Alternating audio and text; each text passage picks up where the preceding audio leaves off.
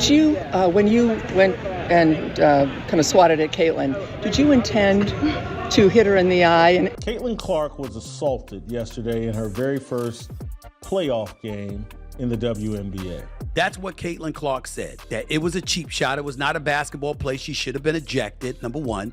Number two, there should have been a fine that was incurred thereafter. Dijonai Carrington is getting exposed for assaulting Caitlin Clark.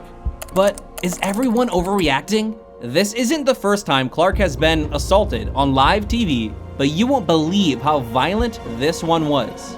After starting their season 1-8, the Indiana Fever scratched and clawed their way to the 6th seed of the playoffs, all behind the might of superstar rookie Caitlin Clark. In her first playoff game of her entire career, the most famous women's basketball player of all time just got stabbed in the eyeball by an opponent. No foul call.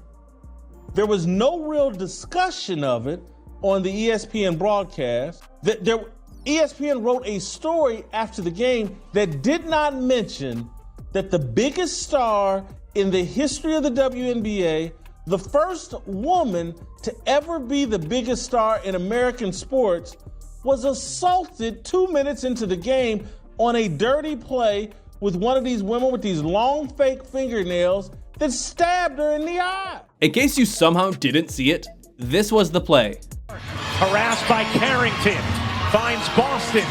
Clark gets hit in the face by Carrington and is down.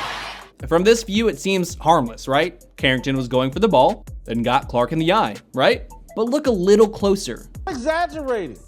Caitlin Clark's trying to pass the ball in the first 2 minutes of the game, and this woman swats at the basketball and somehow decides to turn her hand down and her fingernails and jab them right into the eye of Caitlin Clark. Clark gets hit right in the eye, not just with any old fingernails, but long, sharp, fake fingernails, which might bring a bigger point that fake fingernails probably shouldn't be allowed in basketball, whether you're talking the W or the NBA. But the bigger thing is, how is this not a foul, at least? Whitlock is calling for a fine, suspension, or something for Carrington, assuming the eye stabbing was on purpose. And when you look at the history of Clark getting assaulted, you're gonna think so too. Most of the attacks have come from the hands of the Chicago Sky, whose superstar rookie Angel Reese was begging media members to act like she and Clark were in the same class. But Clark was drawing flagrant fouls at a rate completely beyond what anyone else in the league was all season. At one point, 17% of the league's flagrants had happened against Clark. Could you say that she gets a soft whistle because she's so popular? Maybe, but it's so clear that WNBA players are out to get her, despite the popularity she's brought to the sport. Is that what happened with Carrington? Because whether or not it was on purpose, you won't believe how much it helped out the Sun.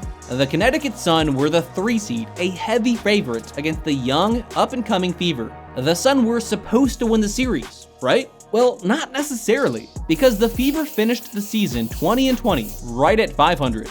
But they started the season 1-8, as Clark was still getting used to the speed of the WNBA. Totally fair for a number 1 pick who had just come off a long March Madness run. Since Game 10, the Fever were 19-12, which in a 40-game season would work out to 25 wins and the 5 seed. The Sun won 28 games this year, not an insane jump from 25. Could Clark have willed her team to an upset?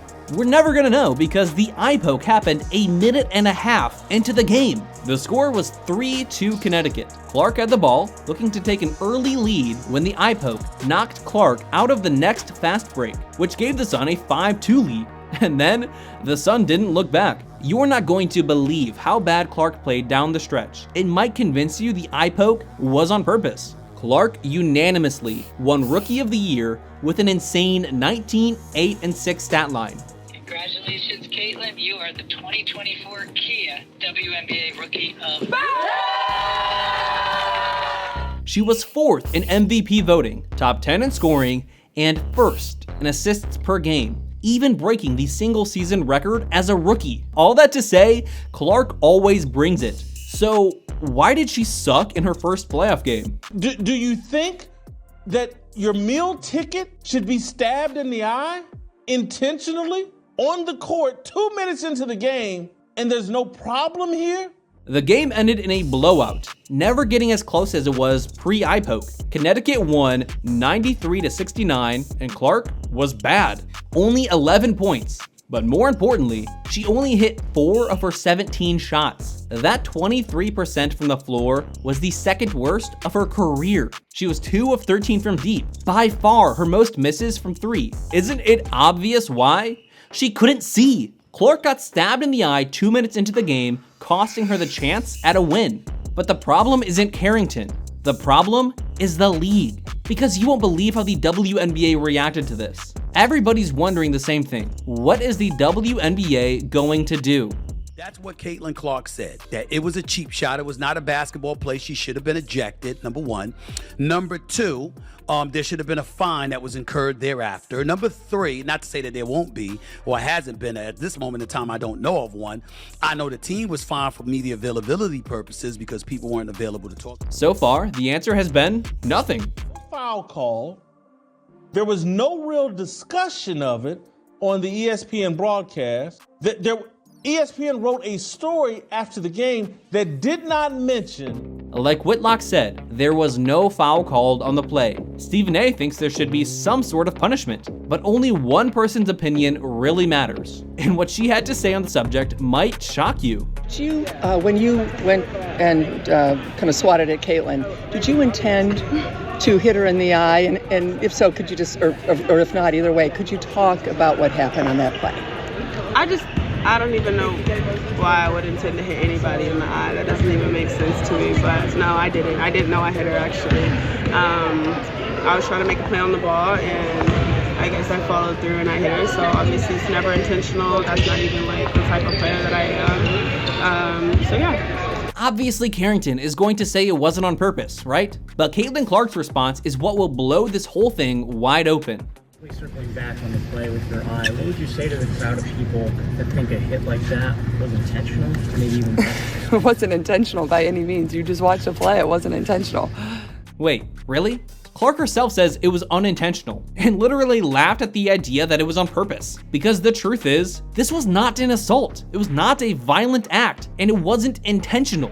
Obviously, Clark's game went downhill after the hit, but that's part of the game. If you genuinely think Carrington, within a fraction of a second, had the time to decide to poke Clark in the eye, had the ability to quickly jam her fingers down into a tiny moving target, and then was able to convince Clark that it wasn't on purpose, well, all power to you. But it is so evident that this was just a fluke accident and a bad game. It was Clark's first playoff game ever against a stellar defense that was basically built to shut down players just like her. Why would Carrington risk getting ejected for an intentional attack into an opponent's eye when her team was a heavy favorite? Obviously, Clark has faced hostility all season. She's the most popular player in a league that has been dying to have a superstar who could bring it to relevancy for 2 decades, and a lot of women hate her for it. But guys like Whitlock and Stephen A make their living on blowing things out of proportion. Clark was right. The vicious assault was a fluke play, one that every hooper has faced at least at one point or another.